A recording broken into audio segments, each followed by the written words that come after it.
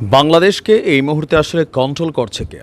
Doctor ইউনূসের সরকার, আইনশৃঙ্খলা বাহিনী, নাকি সুদূর ফ্রান্স থেকে পিনাকি দা এবং সাংবাদিক ইলিয়াস? এই মুহূর্তে আমার সাথে নিশ্চয়ই সবাই একমত হবেন যে পিনাকিদার অঙ্গুলি হিলানিতে এখন অনেক কিছুই ঘটে যাওয়ার সম্ভাবনা রয়েছে, যেখানে আইনশৃঙ্খলা বাহিনী থেকে সেনাবাহিনী সবাই এক ধরনের অসহায় অবস্থানে আছে। তো সরকারের অবস্থানটা কি? যখন সব কিছুকে মোটামুটি শান্ত করে এনেছেন, এবার প্রধান উপদেষ্টাকেও 48 ঘন্টার আলটিমেটাম দিয়েছেন।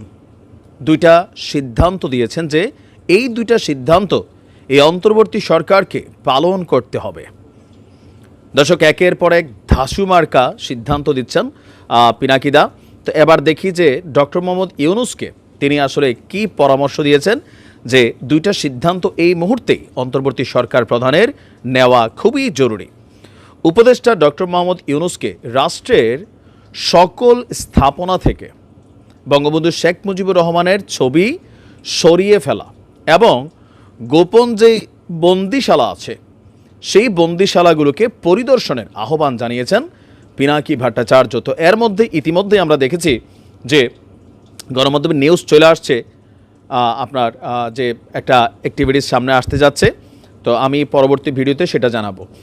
তো ফেসবুক পোস্টে পিনাকিদা বলছেন যে গতকাল বুধবার বিকাল থেকে নাটকীয়ভাবে বদলে যাওয়া পরিস্থিতিতে আজ মন্ত্রিপরিষদ সভায় দুটি সিদ্ধান্ত গ্রহণ করা খুবই জরুরি।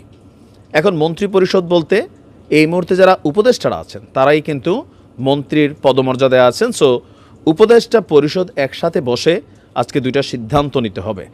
নাম্বার 1, দেশ এবং বিদেশে অবস্থিত বাংলাদেশ সরকারের সকল স্থাপনা থেকে ফ্যাসিবাদী দুঃশাসনের প্রতীক শেখ মুজিবের ছবি এবং যে কোনো ধরনের চিহ্ন আগামী 48 ঘন্টার মধ্যে সরিয়ে ফেলতে হবে। আগামী 48 ঘন্টার মধ্যে। এখন বিদেশে কি আছে? বিদেশে যে আমাদের দূতাবাসগুলো আছে, বিশেষ করে প্রত্যেকটা দূতাবাসেই বঙ্গবন্ধু শেখ মুজিবুর রহমানের ছবি আছে। তো সেই ছবিগুলোকেও সরানোর জন্য, আর সারা বাংলাদেশে আমরা এটা সবসময় জানি যে ক্ষমতাশীল জনদিনে যারাই থাকে তাদের মানে প্রধানমন্ত্রীর ছবি, আর এতদিন যাবৎ আমরা দেখছি যে বঙ্গবন্ধু শেখ মুজিবুর রহমানের ছবি গেল 16 বছর সব প্রতিষ্ঠানে আপনার বাধ্যতামূলক ছিল। তো এইগুলাকে সরানোর জন্য বলেছেন। দ্বিতীয়ত, ভুক্তভোগী এবং গণমাধ্যম কর্মীদেরকে সঙ্গে নিয়ে ডক্টর ইউনূস সামরিক গোয়েন্দা সংস্থা, আমাদের সেনাবাহিনীর যে গোয়েন্দা সংস্থা আছে ডিজিএফআই, এবং আইনশৃঙ্খলা বাহিনীর র্যাবের পরিচালিত গোপন বন্দিশালা যেগুলো আছে, আয়নাঘর কিন্তু একটা না, একাধিক আয়নাঘর এই দেশে ছিল। তো সেই বন্দিশালাগুলোকে পরিদর্শনের অবিচল সিদ্ধান্ত গ্রহণ এবং সেগুলোতে যাওয়ার তারিখ ও সময় ঠিক করে তা আজ প্রেস ব্রিফিংয়ে বলে দিতে হবে। গেল 6 মাস যাবৎ অনেকের মধ্যে প্রশ্ন উঠছে যে আয়নাঘরগুলো আসলেই কি আছে নাকি নাই। যদি থাকে তাহলে আয়নাঘরগুলো কোথায়? কেন জাতি এই গত 6 মাস পর্যন্ত আয়নাঘরের অনেক গল্প শুনছি, অনেক বক্তব্য শুনছি, ভুক্তভোগীরা বক্তব্য দিচ্ছেন, কিন্তু প্র্যাকটিক্যালি আয়নাঘরগুলো আসলে কোথায় আছে সেটা কিন্তু এখনও জাতি নিজ চোখে দেখে নাই।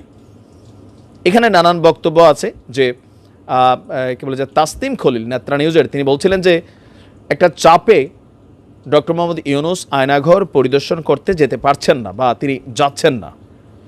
এটা গতকালকে পিনাকি সাংবাদিক ইলিয়াসের লাইভে তিনি এই কথাটা কিন্তু বলছিলেন। তো এর পরপরই আজকে আমরা দেখলাম যে ডক্টর ইউনূসের প্রতি আবার আলটিমেটাম আসছে। দেখা যাক কি ঘটে। ভালো থাকুন।